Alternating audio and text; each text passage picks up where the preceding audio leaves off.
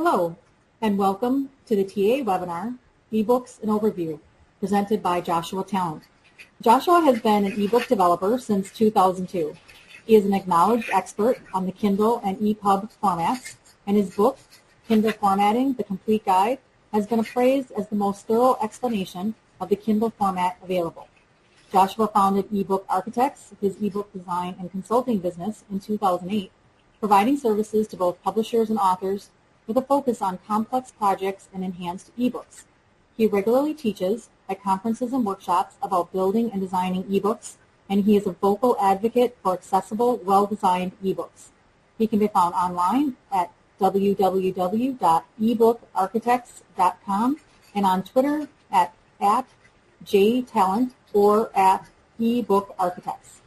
Joshua is also a panelist for the 2011 TA Conference presentation, Indexing and E-Booking Issues for Textbooks and Academic Books. He will be answering questions at the end of his presentation. Type your question into the control box on your screen, and I will be taking questions at the end. I now turn the session over to Joshua.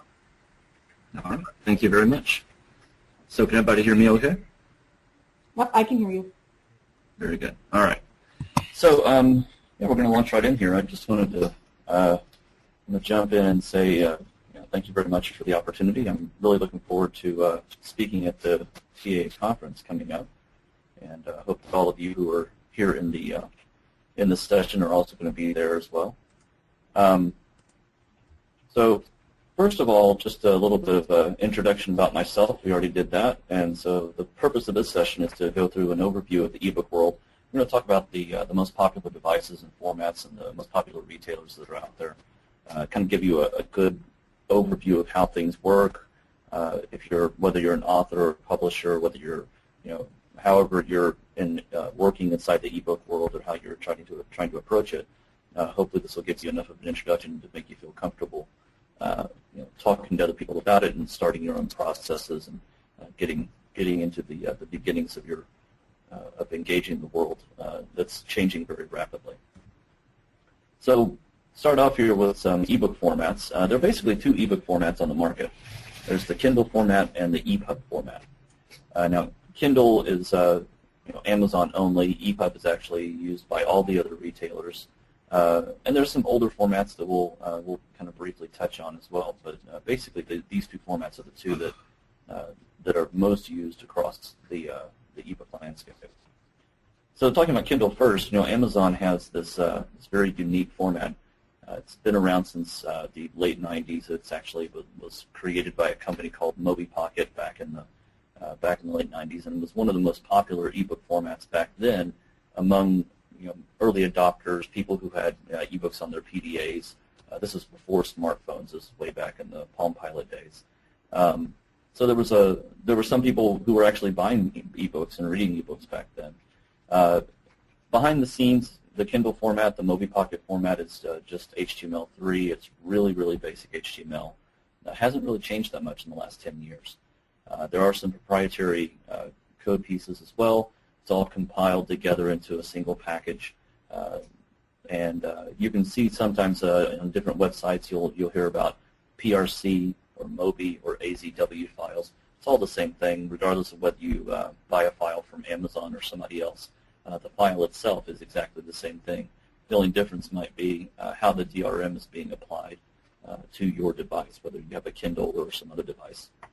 And so the files that you purchase from other websites might not have the ability to be read on your Kindle if the DRM is different. The strengths of the Kindle format are really mostly its popularity. A lot of people know Amazon for purchasing ebooks, for buying ebooks, so they are very familiar with the Amazon systems, and they start buying ebooks from Amazon because they buy print books from Amazon. So Amazon sells according to most people, 60 to 70% of ebooks right now. And that's a lot. They definitely have a corner in the market. There are a couple of other companies like Barnes & Noble and Apple that are giving them a little bit of a run for their money. But for the most part, it's very popular. The Kindle format also has very simple layout. That's a strength in a lot of ways because it allows most of the books that are in the Kindle library to look very similar to each other, and people can get comfortable with an ebook and not have to worry about this one has this weird formatting here, or this has this weird formatting over there. Every book looks very similar and has a lot of the same basic features, and so that's good for consumers. It's very accessible to non-techies. You could create your own Kindle ebook file if you take a little bit of time and know what you're doing, have the right resources available to you. Sorry, my Twitter keeps popping up here. Let me take care of that. Exit out of that real quick. There we go. The weaknesses of the Kindle format are really, first of all, that it's proprietary. It is only used and owned by Amazon. It's not something that you actually can buy on other websites for the most part. There's some websites that sell MobiPocket files, but a lot of times that doesn't work well on your Kindle. You have to have the older MobiPocket software, and it's kind of legacy stuff. And the simple layout is also a weakness of the Kindle format. It's not nearly as good as the EPUB format when it comes to displaying complex content, even doing things like sidebars and borders and pull quotes and stuff like that is a little more complex in layout. It's very difficult to do that stuff in the Kindle format. You can open the files up on a lot of different devices. Amazon has the Kindle 1, 2, and 3, and the Kindle DX. Those are the devices that they sell. Also, if you have any kind of the major smartphones, whether it's an iPhone or a BlackBerry or Android phone, Windows Phone 7, all of those devices have applications that Amazon has released that you can put your Kindle books into. And this actually is one of the greatest features of the Kindle system. It's the Whisper Sync technology, where if you purchase a book from Amazon in the Kindle format, you're able to put that on any device you want. And whenever you open up a file in the Kindle, let's say you have a Kindle device and you also have Kindle on your iPhone, if you're reading on your Kindle at home, and then on the way to work you pull out your iPhone and you go to open up that book in the Kindle platform, it'll say, hey, you stopped on page whatever in your on your Kindle. Do you want to go start from that, reading from that place when you're on your iPhone? And that Whisper Sync technology that keeps everything in sync, all of your notes and comments and highlights and stuff are all synced up between the different devices. It's a very good feature. It's one of the major features that Amazon came out with at the very beginning that gave them a bump in the industry. The Kindle format can be obtained. You can buy Kindle books on the Amazon website at MobiPocket.com. Some of the other smaller ebook retailers as well will let you purchase Kindle books or actually MobiPocket books. Again, the big question is how do you put that on your device? The DRM on the Kindle platform is proprietary, and the Amazon Kindle, while it uses the same DRM as MobiPocket, it doesn't. The way it works isn't compatible with most books that are purchased from other retailers besides Amazon.com. So if you're buying a DRMD book from MobiPocket.com or Books on Board or something, you probably won't be able to put that onto your Kindle because Amazon wants you to buy the books directly from them. Some really key resources here if you're planning to build or look at more information on building Kindle ebooks. I wrote a book called Kindle Formatting: The Complete Guide. You can get it at kindleformatting.com/book in ebook and in print. And the Kindle Gen and Kindle Previewer programs are two of the key resources that you'll need when you're building Kindle books. So definitely check those out at Amazon's website. And there's a link here as well for the Kindle applications. Whether you're iPhone, iPad, BlackBerry, whatever, you can go and download those to your phone or your other device so that you can take a look at the Kindle books on those devices. So moving on to the EPUB format. EPUB is the industry standard format. It's maintained by an organization called the International Digital Publishing Forum. The IDPF is a nonprofit organization. Their whole mission is to maintain the format and ensure that that EPUB is a standard that can be used and is used by all the different retailers and devices. Behind the scenes of the current EPUB format, it's basically web type technologies. It's XHTML, which is the same kind of HTML you would see on most websites. It's CSS2, which is style sheets that allow the website to allow the document to be designed and look nice. XML. There's a couple of XML files back there. It's all wrapped up in a zip. It's actually a very simple format to comprehend once you get past some of the acronyms of XML and OPF and this kind of stuff. A lot of people kind of shut down at that point. But when you get down to it, it's a very basic format to get into and understand. Has some really good strengths. One of the biggest strengths is that it is an open source standard. If you're a publisher or someone who's interested in joining with the IDPF and working on the technology, you can actually be on working groups and standards committees and help come up with the next versions of the standards. And it's a really great opportunity for people to be involved. And and unlike a proprietary format that you have no control over, you can have a voice in the process of creating new formats and new standards for EPUB. It's also based on modern technologies. The Kindle format is so old that a lot of the things we want to be able to do in it, we just can't because the format doesn't support it. But EPUB, because it's based on XHTML and CSS and has a lot more robust capabilities in formatting, we're able to do a lot more, and the modern technologies make a big difference in that. Has very broad industry support. The IDPF membership list is very long and has a lot of there's a lot of members of the IDPF that you would recognize very quickly, like Apple and Adobe. There's very wide consumer acceptance.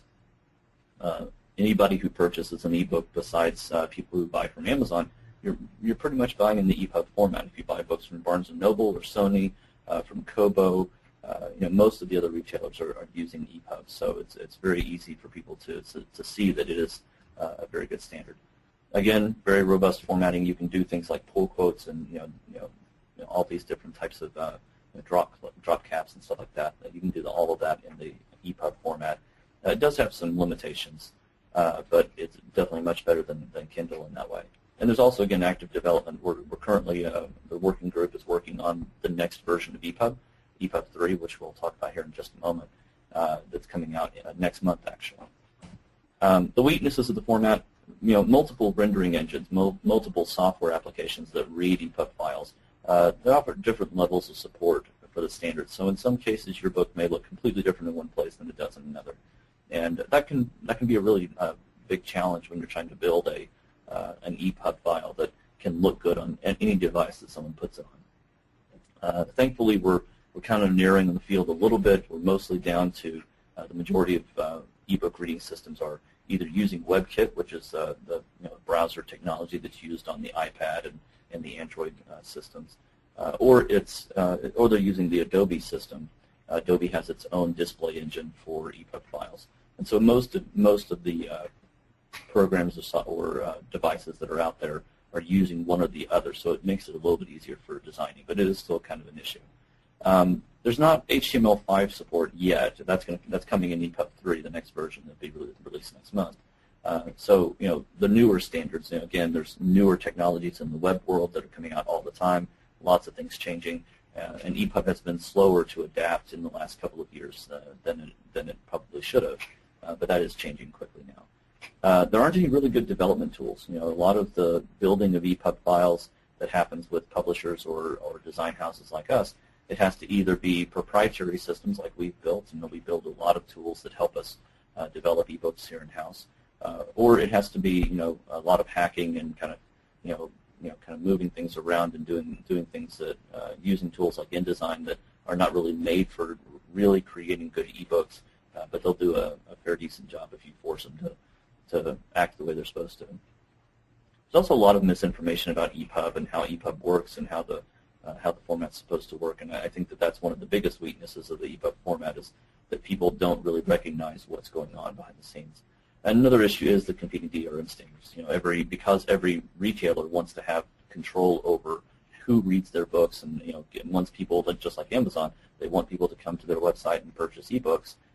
There are some pretty big issues with the DRM. So right now, there's two forms of DRM that are used on most EPUB files when you buy it from a retailer. Apple has their Fairplay DRM, which is only used by them. So if you buy an EPUB file from Apple's iBook store to put it on your iPad or iPhone, you'll actually, if it's DRM'd, it'll be locked down. There's no way you could possibly get that file and put it on another device like a Nook or a Sony Reader. Sony and Nook both use the Adobe Content Server 4 software, which is actually used by Kobo and a bunch of European retailers as well. The problem with the Adobe Content Server 4 technology is that even though it is standardized as a DRM system and it's being used by all these different retailers, the retailers have implemented it in ways that don't make it possible. They make it impossible for you to copy files. If you purchase a file from, say, Barnes & Noble, it's very difficult to put that file on your Sony reader. Even though they're using the same DRM, the same standard, they're not actually, they're doing it in different ways and supporting different forms of the standard, so it creates interoperability issues. So this is a big issue. Hopefully in the near future we'll see the ebook world either go the way of the music world and just get rid of DRM altogether, or go to a more standardized system where someone who purchases an ebook from one place will be able to load that on any device they have, regardless of where they purchased it.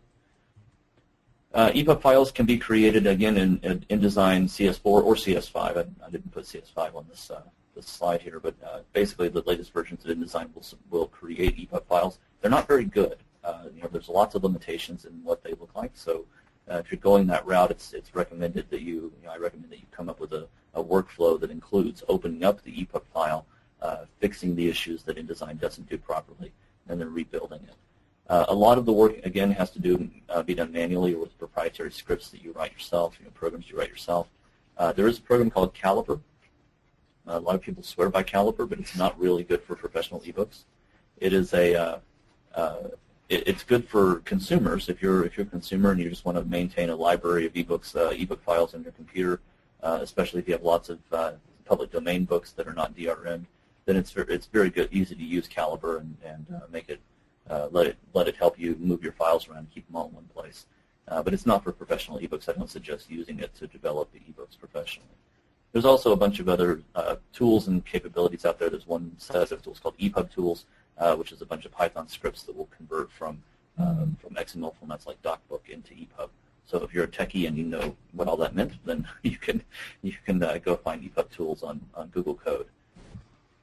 You can buy EPUB files on a variety of different devices, put them on a variety of different devices here, like Adobe Digital Editions, or the Nook Color, the iPad, the Sony Reader, and a bunch of other devices that are mostly used in Europe and other places in the world that you may not see very often here in the U.S.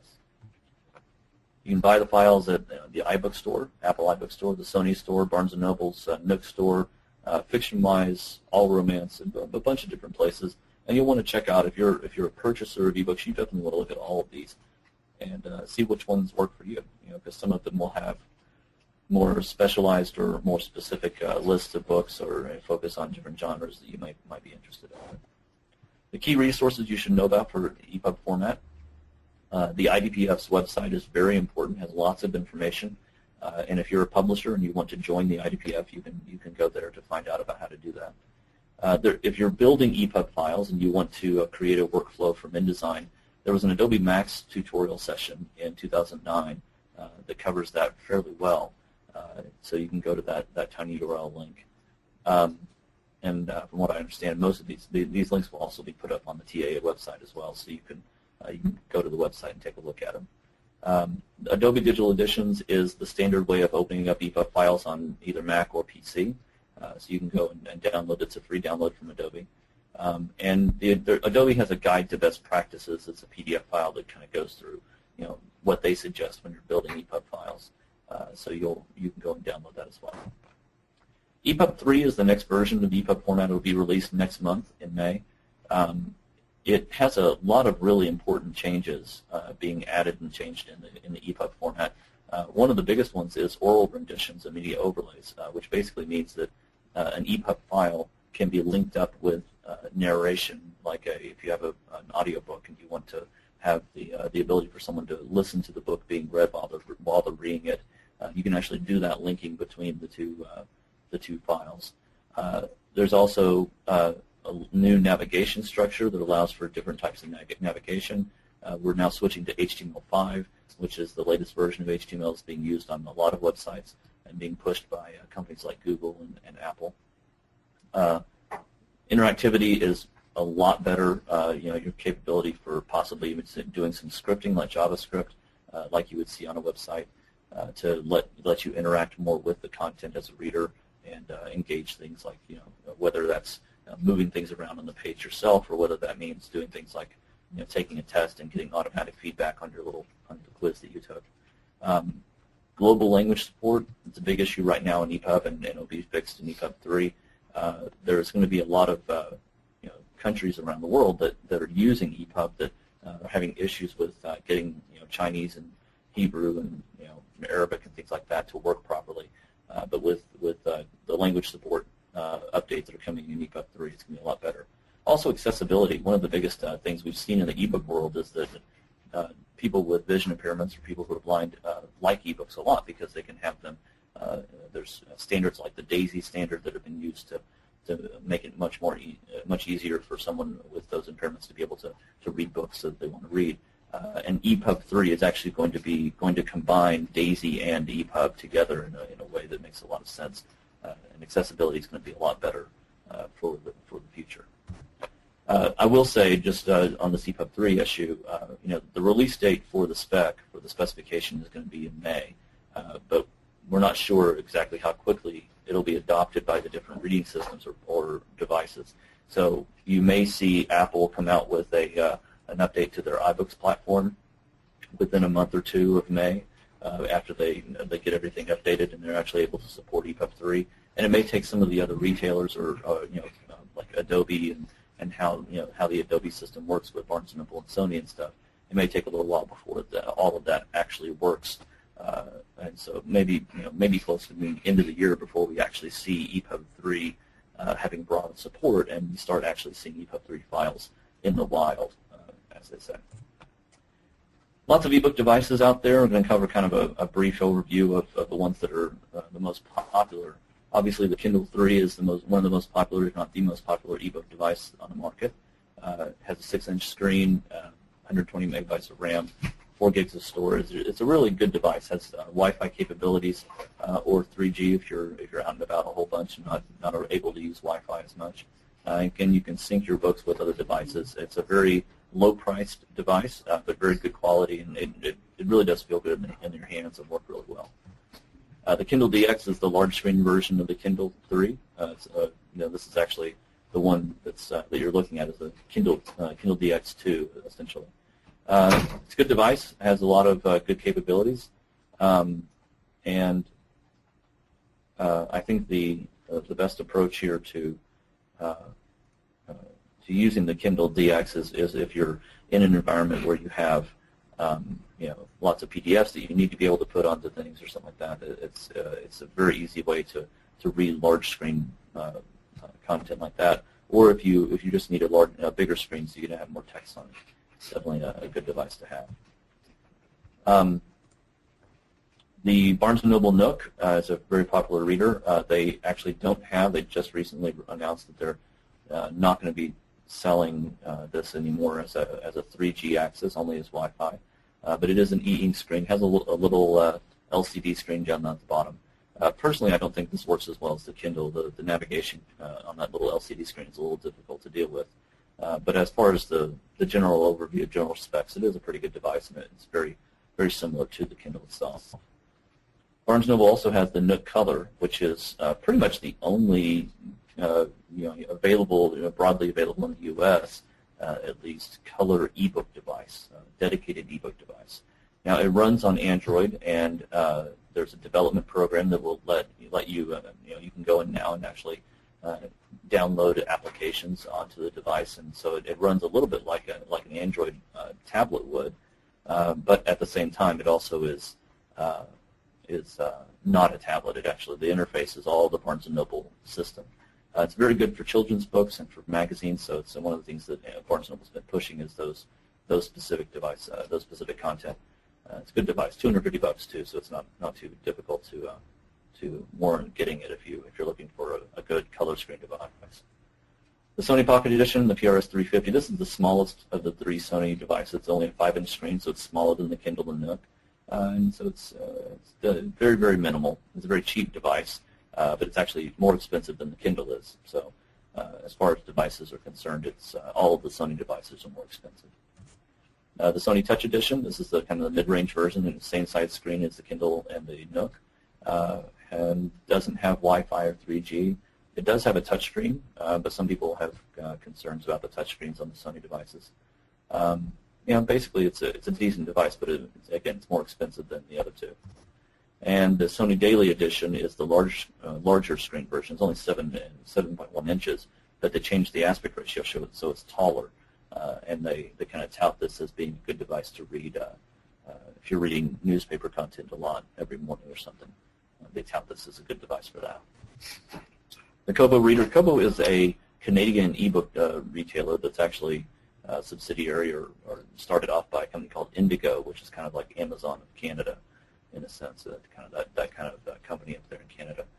Kobo is a decent device. It's actually a fairly cheap device as far as quality is concerned, but as far as ebooks are it's pretty good. It's got a decent ebook software. It uses the Adobe DRM, and they have a pretty good selection of books in the Kobo store as well. The Apple iPhone and iPod Touch are obviously not dedicated ebook devices, but they are used by a lot of different people for reading ebooks. And we'll talk just in a moment here about some applications you install on those devices.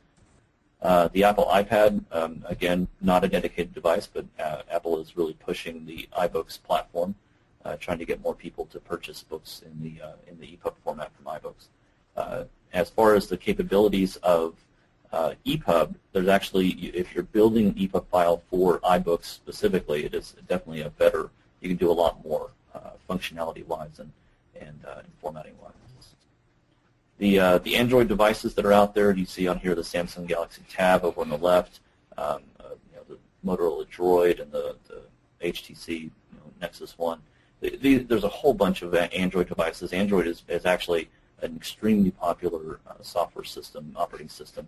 And there's more of these tablets coming out all the time. I was looking at one the other day. It's a ViewSonic that's available for $300. It's a really good quality dual-core system. I mean, it's definitely, Android is becoming much more popular. And I think that we'll see more and more software applications that read ebooks on these Android devices. Lots of other devices around the world that can support ebook files of different types. So you can read an ebook on just about anything that's mobile nowadays. There are a variety of different applications, ebook applications out there. Adobe Digital Editions is available for Mac and PC. It's a free download. It is the standard way of viewing ebook files on a device, on a computer. And it also allows library management, so you can handle your ebook transfers between the Nook and the Sony Reader, because it's using Adobe's DRM, you can read your DRM EPUBs here. Bluefire Reader is my favorite reader on the iPad and iPhone, and pretty soon they'll be coming out with an Android version of it as well. Reads EPUB files. It does read the Adobe DRM files. That also means that it allows you to check out library books from most public libraries, which use also the Adobe DRM. And it allows you to sync your books. If you have some regular books, you can put them into Bluefire using the iTunes side-loading capabilities. Stanza is a very well-known and very popular ebook reading software on the iPad and iPhone. It's not hasn't been updated in a while because it was purchased. The company was purchased by Amazon in 2009, and essentially they haven't done any development on the product since then. It does have a lot of control over formatting. It lets you as a user control all of the settings, whether that's margins on the page or coloring and everything else, and you have a lot more control in Stanza than you do in other devices or software. The Nook app is available on the iPad, iPhone, Android, and PC. There's a bunch of different books you can buy, of course, from Barnes & Noble, and this is how you can connect to them, just like you can under Nook. iBooks is, again, Apple's platform for selling EPUB files, and it supports audio and video, which are not capable in the other platforms at the moment, at least not for those of us who aren't working for the major publishers or working for Barnes & Noble directly. iBooks is a good platform. It's got a lot of capabilities in format that no one else does right now. But it is, again, locked down with the Apple FairPlay DRM. If you're selling books with DRM on their system, then you can't put that same book anywhere else. There are lots of Kindle applications. Again, you can put them on just about any device you want. The Kobo app is available also on most of these devices. And you're noticing a pattern, I hope, that most of the retailers want you to buy a book from them and be able to read it anywhere. And so they're copying the Amazon system, trying to put their applications out on any device, regardless of where it is. Aldico, if you're on the Android operating system, if you have an Android phone or tablet, Aldico is a really good ebook device, ebook reading software. It's been the longest standing. They came out with the first real EPUB reading software on Android a long time ago. It's still missing some things, but it does support a lot of the features like embedded fonts that you really want to have inside an ebook. Moving on to ebook retailers, there's lots of retailers out there. Most of them are very small and struggling a lot to stay right up there with the big boys in the space. We're going to talk about retailers basically mostly from the standpoint of who, if you're an author or a publisher, who can you go and put your books up on, less than from a consumer standpoint right now. Amazon.com sells the Mobi Pocket or Kindle format. They also have a format called Topaz, which is super secret. Only Amazon can create those files. But for those of us who create ebook files, the Kindle format or the Mobi Pocket format is very straightforward. Whether you're an author or a publisher, you can submit content to Amazon. They give royalty of either 70% or 35% of your list price. You get to choose which one you do based on the price point that you're putting up there and some other options. And your purchased books can be read on any Kindle device or application. There's lots of opportunity here, and Amazon has a really good site for selling ebooks. They have really good capabilities for categorization and stuff like that. It's very well liked by consumers. The Apple iBook Store only sells EPUB, and it is open to authors and publishers. You can get to the iBook Store through a variety of different places. You can go directly to Apple if you want, but usually it's better to go to a company like BookBaby or possibly Lulu and use them as an aggregator to get your content into the iBook Store. Apple sells your books and gives you a 70% revenue based on your list price. And again, some formatting enhancement options are quite enticing for iBooks. And we actually have some good information about those enhancements options on our website, talking about video and audio and embedded PDFs and stuff like that. Barnes & Noble, the Nook store, does sell the EPUB format. Anyone that uses the Puppet system can sell their EPUB files through Barnes & Noble. It's very much like the Kindle system. The royalties are, again, very similar to Amazon, 65 or 40% of your list price. And your purchased books can be read on any of the devices or applications. The big problem that I have about this is the Nook book format naming. Basically, if you go to Barnes & Noble's website, they say you can buy this in the Nook book format, and that's kind of confusing to consumers. If you buy a book from somebody in the EPUB format, it should say this is an EPUB file. Barnes & Noble's not doing that. Kobo is, again, the ebook retailer from Canada. They sell EPUB, they sell PDF, and they also do online stuff as well. You have to be a publisher to submit to them. They really don't want to work with anybody who has less than 10 or 15 titles at least. You get a 50% royalty, and they have, again, like Barnes & Noble and Amazon, they have apps on a variety of different devices. Sony's e-reader store is only for publishers. Again, it's you have to have 10 or more titles. Authors can get their books in the Sony Reader Store using Smashwords. You can also get it up there using BookBaby. I usually suggest using BookBaby over Smashwords because you can upload your own EPUB file instead of letting Smashwords do an automated conversion for you. Don't know anything about the royalties for that, and you'll have to contact Sony directly to get a contract and work with them on that. Google Editions is Google's new ebook store that launched earlier this year. EPUB and PDF files are what they have available, and if you're an author or a publisher, you can put your content up there for sale. Now, the royalties are 52% if someone buys it from Google, 45% if they buy it from one of the retailers that Google works with, and they can be bought from a variety of different independent bookstores who are now using the Google Books system to sell ebooks on their own websites.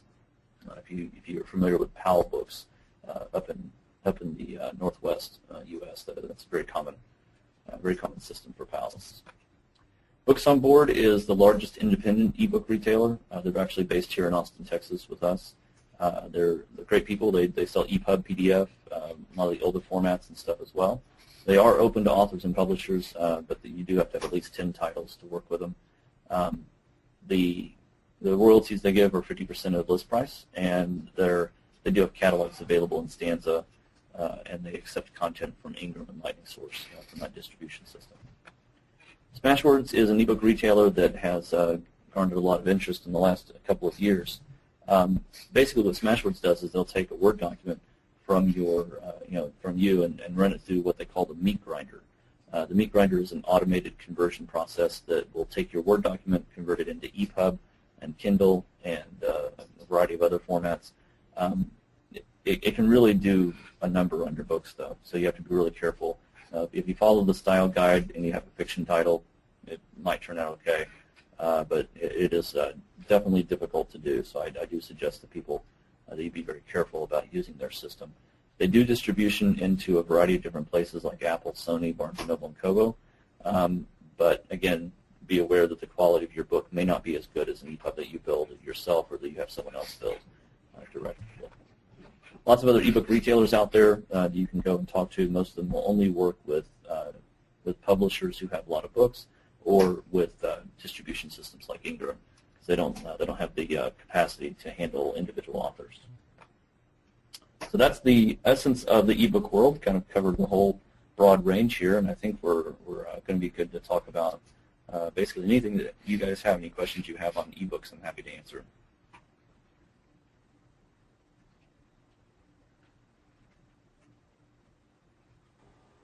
Thank you, Joshua.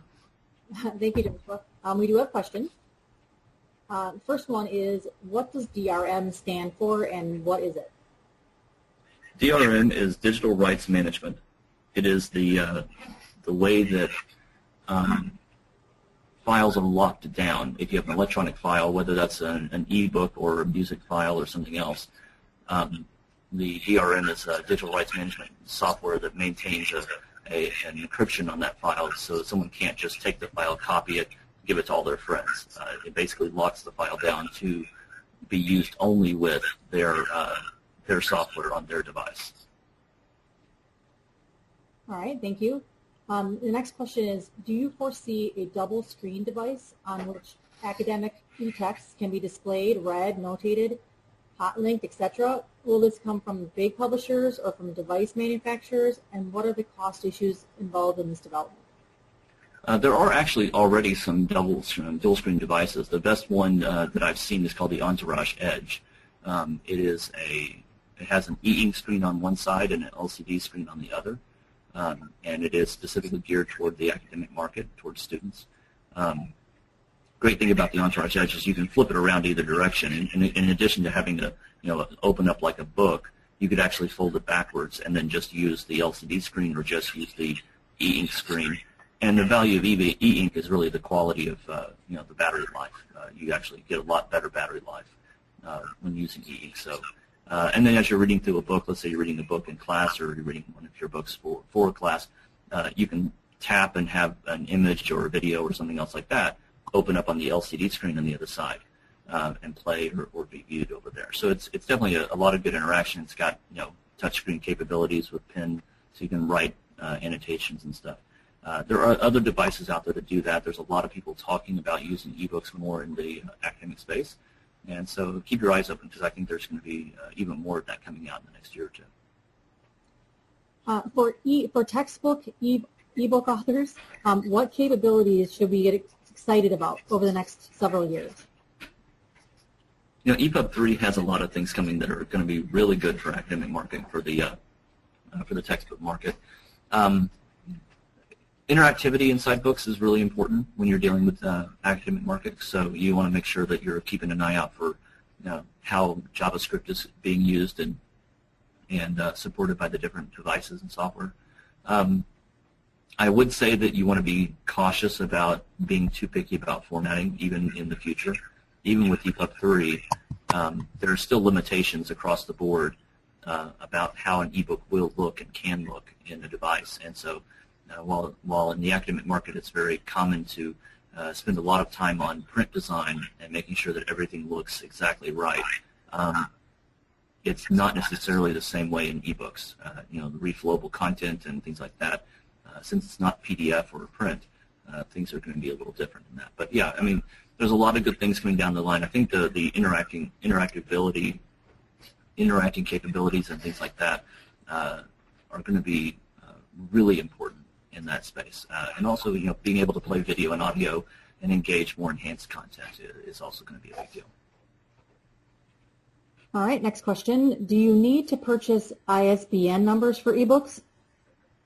Yes. The official statement of the International ISBN Agency is that you have to have a different ISBN for any version of a book, whether that's a hardback and softback, or whether it's an EPUB file, a Kindle file. If you wanted to have a different, let's say you had an old .lit format or something, or a PDF that you sell somewhere online. Every format of the book has to have its own unique ISBN. Now, that's the official statement of the ISBN agency. That's not exactly how it runs and how it works in the real world, as with most things. In the ebook retailers out there currently, Apple and Google both require that the EPUB you upload to them have its own ISBN number. The Kindle system does not. Amazon doesn't care if the book has an ISBN or not. I usually suggest to people that you assign one ISBN to your EPUB file, upload that to any place you want, and use that ISBN for that. And if you want to assign an ISBN to your Kindle, then you can do that, but usually you don't have to. Just leave it out altogether. You can also, if you want, assign ISBNs to different retailers. You would have to create different EPUB files for each retailer to do that. How is the quality of rendering photographs and complex drawings coming along? It's actually pretty good across the board. There are obviously some devices that don't do as well as others, but most devices, even Kindle and Nook, with their grayscale screens, are doing a fairly good job of displaying content. The good thing about this, too, is that because the retailers are aware of the fact that people read on a variety of devices, you can put really complex stuff into your ebook file.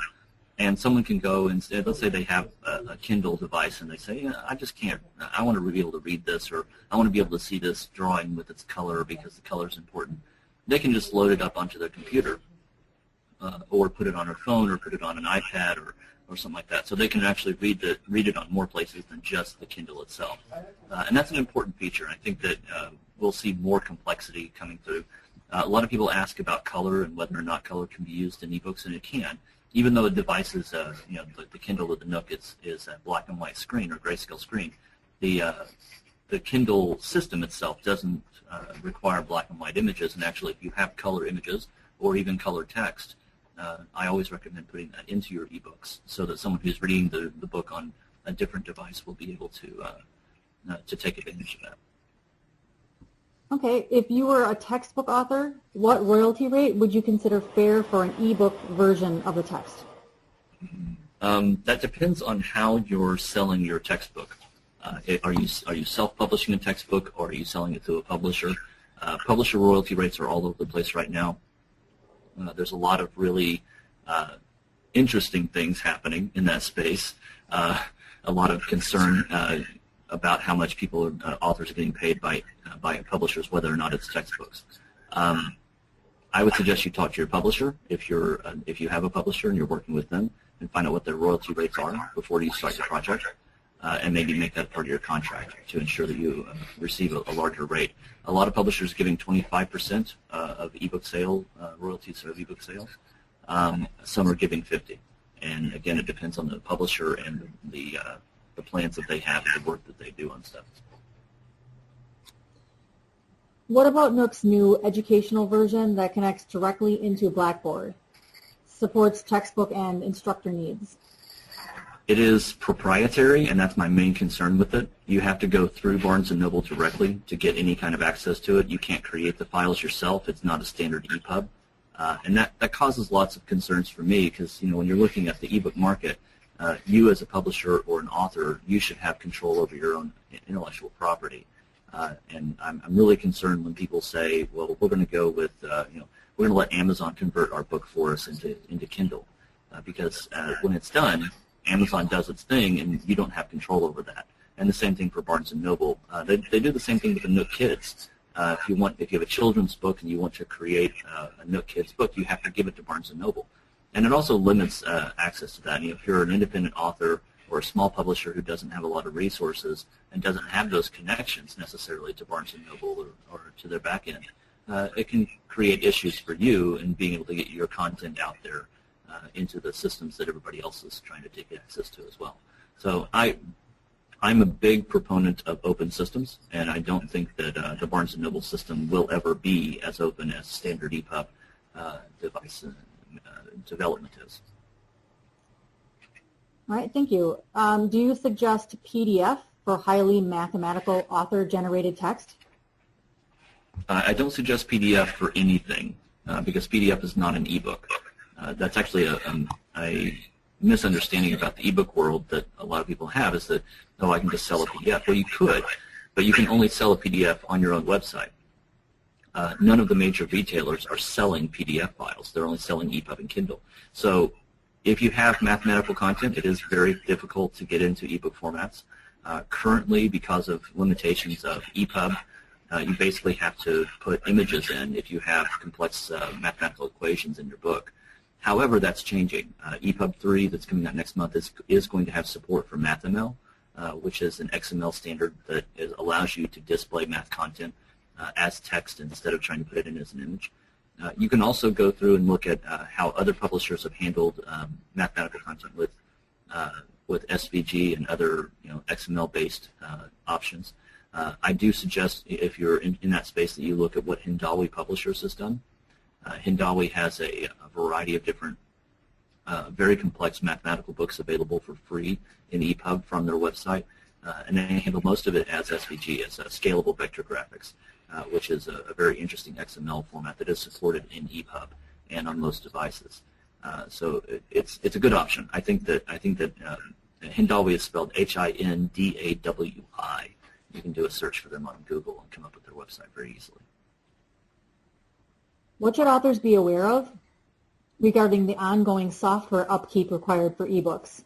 Or do sellers like Amazon automatically update new ebook formatting of the book sold? Most of the retailers are not going to go back and update every book. We saw this recently when Amazon announced their support for page numbers. They went back to the top 1,000 or a couple thousand books in their list and ran through an automated system and created the page number linking and stuff for them and then launched it because they wanted to make a big deal and say, hey, we now have page numbers and here's all these books in the top 1,000 or whatever that have it. Then at the same time, they updated their software that you use when you're creating your own Kindle files so that you could add page numbers yourself. And I think that's the standard we've seen so far is that most of the time they're not going to fix your book for you. They're going to give you the tools to do it. Or they're going to say, hey, you need to go do this, and maybe not even give you the tools, but tell you that you have to do it yourself. The good thing is that the ebook formats are not changing. Made 2 years ago is still very good as a Kindle book. It still works. It still has all the same functions, and for the most part, there's nothing that's changed major in that format specifically. And even with EPUB, let's say you make an EPUB 2 file right now, and EPUB 3 gets released next week and starts to get implemented by the different retailers. Even though EPUB 3 is out there, that doesn't mean that EPUB 2 will stop being supported or that your EPUB 2 file is bad or wrong. You can go back and update it, and that's one of the things that we offer as solutions to our clients is, hey, we can go back and update those files for you if we need to. If you have a need to go to the next version of the EPUB format or something new changes, and we want to make the book better. But the retailers themselves are not likely to do that, and they haven't been doing it so far. Okay, there are several questions about ebook royalties. Joshua, do you have expertise in that area? Yeah, I mean, I'm an author myself, and also I talk to a lot of authors and publishers about these issues and keep up to date on them, so I'll try. I'll throw some out then. One is, what kind of royalties for the ebook what kind of royalties for an ebook should an author demand from the publisher? Most publishers are going to have a standard royalty rate. Demanding anything from them is going to be very difficult, and especially with ebooks, because a lot of publishers are seeing ebooks as the evil empire. Almost. It's very difficult for publishers to give you more than 25%, because there's a mental block there that says, this is taking away our print sales. We're not making as much money on each sale, so we have to make up for it somehow. And so giving away 50% of ebook sales back to the author as a royalty is not something most publishers want to do. There are other publishers out there, though. If you're looking for a good publisher, I would suggest that you shop around a little bit. Find publishers that, if you have the ability. I mean, obviously that's difficult sometimes, especially with so much content floating around. Or if you're really concerned about it, then go and do a self-publishing run instead of trying to get a publisher to give you more money or give you a better royalty. Self-publishing is a lot easier today than it used to be, and it is possible to do it. You have to do a lot of legwork and a lot of the work that your publisher would have done for you, but it is possible to do that yourself and make more money in the long run. So if you're signing up a book with a publisher, should the royalty rate for the book form, the print book form, and the ebook be the same, more or less? In most cases, it's going to be a standard royalty rate for the whole thing. Let's say you get an advance, which most time advances are very small nowadays, you'll probably get the same royalty rate for your print books and your ebooks. In some cases, publishers are seeing that their ebooks are they're able to create the ebooks more easily or something, so they're saying, okay, we'll give you 25%. And in most cases, they're not giving more than 25%, but 50% can happen sometimes. And that's going to be different than obviously your print, where you're making maybe 10. Okay, different question. Which technology do you think will survive the next 5 years? It's a little bit of a broad question. I assume that the discussion is a question of the formats. Mm-hmm. EPUB will definitely surpass Kindle eventually. When it comes down to it, Amazon's formatting limitations are going to come back to bite them, and probably in the next 5 years, I would say that's going to happen. The big thing we get this question a lot about, when will Amazon switch and start using EPUB? And my typical response is, well, whenever they stop making enough money to have their own format. It's very cost effective for them to have a proprietary format. It keeps them in their own world essentially. And so I don't see them changing that. But EPUB is a good format, and it's changing itself very rapidly. So as it increases its quality and as the other devices start to surpass the capabilities of Kindle books, then we'll probably see eventually Amazon start to support EPUB. Now, they'll probably have their own DRM. They'll lock it down and make it proprietary somehow, but they probably will support the format eventually. What are your thoughts on indexing for ebooks? I am a huge advocate for indexing in ebooks. Matter of fact, I'm one of the keynote speakers at the Association of Indexers, American Society for Indexing this month. Indexes are an integral part of any kind of nonfiction content, and most of the time when publishers are going to ebook formats, they say, oh, well, you can search the book, so you don't need an index. But that's not true, because an index is so much more than that. It is important that we have indexes that list out the subject matter of the book or places where things are found, and having that linking between different pieces of information. If I'm reading a book that's a biography of presidents, I don't want to just do a search for Roosevelt or Teddy and come up with 30 different hits when I'm looking for something specific about Teddy Roosevelt. It's very difficult to use a book if all you can do is search, and I think that there are many, many ways that indexes can be enhanced and used even better in ebook formats. So yes, I'm a big advocate for it. It's not difficult to link an index, and actually if you're building an EPUB file correctly, an index is actually even that much easier to link to the page numbers. And so I do support that. I think it's a great feature, very important feature of ebooks. A follow-up question on indexing. Will EPUB 3 allow indexes to be included and functional? Yes, it will, and EPUB 2 already does. So there's no change in that really. It's we anytime we do an ebook development, in ebook design here, we always include the index and link it. So it's already possible in the ebook format. All right. When a student orders a digital textbook from CourseMart, what format is used? CourseMart is probably using PDF right now. More than likely they'll move to EPUB as more textbook publishers move to it. But most textbook publishers are using PDF right now. All right. And the reason for that is that the textbook publishers are very committed to design quality and fidelity, and they don't like EPUB because you can't do the same things with it that you can do in print and PDF. Okay. Another question about royalties. For long-time authors, someone who's in the 6th edition or more, is getting the same royalty rate for ebooks as print, par for the course? Yeah, pretty much. Like I said, a lot of publishers don't like giving higher royalties for ebooks, partially because they see them as taking so much of their, or cannibalizing their print sales. If you're at that stage of your contract, you might see if you can get out of your contract and sell the ebooks yourself and get more that way. If you're in the long tail, your publisher might let you out of the contract. Okay, I think we have time for one more question, and it is, what are some sources for ebooks in French, German, and Spanish? There are lots of smaller ebook retailers popping up in foreign countries, other countries besides the U.S. I would suggest that you look in those countries directly and see if you can see. If you're looking for French books, I've heard that there's the French government is taking an active interest in French content. I can't speak to any specific stores right now, just off the top of my head, that sell content in those languages.